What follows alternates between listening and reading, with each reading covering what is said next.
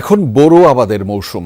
ডিজেলের দাম বৃদ্ধির প্রভাব পড়বে উৎপাদন খরচে। তাই চলমান সংকটময় পরিস্থিতিতেও বাড়ানো হবে না জ্বালানি তেলের দাম। বিষয়টি আবারও নিশ্চিত করলেন প্রধানমন্ত্রীর অর্থ ও পরিকল্পনা বিষয়ক উপদেষ্টা ডক্টর রাশেদ আল মাহমুদ তিতুমির। বলেন, উত্তরাধিকার সূত্রে ধসে যাওয়া অর্থনীতি পেয়েছে নতুন সরকার।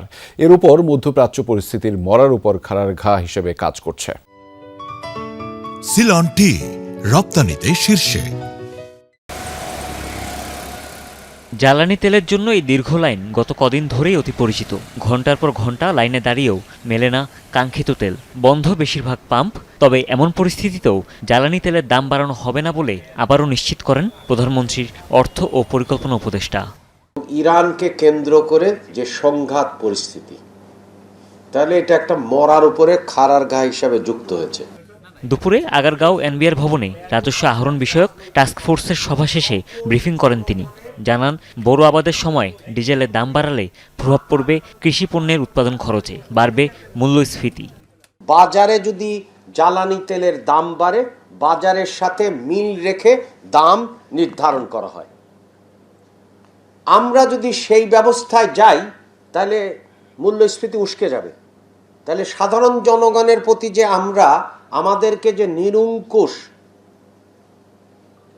যে ম্যান্ডেট দেওয়া হয়েছে, তার শ্রদ্ধাবোধ কি? পতিত সরকার রাজস্ব আয়ে গোজামিল করেছে, বাস্তবে বেড়েছে দারিদ্র্য। এমন তথ্য জানিয়ে উপদেষ্টা বলেন, ব্যয়বহুল হলেও সামাজিক সুরক্ষা নিশ্চিতে প্রকল্প হাতে নিয়েছে সরকার। কর জিডিপি অনুপাত 10% নেওয়ার লক্ষ্য নির্ধারণ করা হয়েছে বলে জানান তিনি।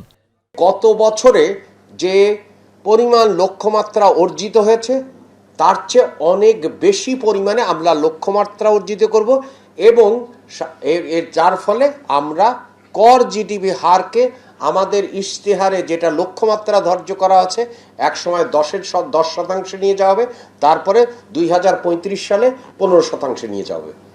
রাজস্ব ঘাটতি পূরণে কর কাঠামো ও নীতিগত পরিবর্তনে কাজ করার আশ্বাসও উঠে আসে প্রধানমন্ত্রীর অর্থ উপদেষ্টার কণ্ঠে। এনবিআর বিভাজন যুক্তিসঙ্গত বলেও মন্তব্য করেন তিনি। হুমায়ুন রশিদ, যমুনা নিউজ, ঢাকা।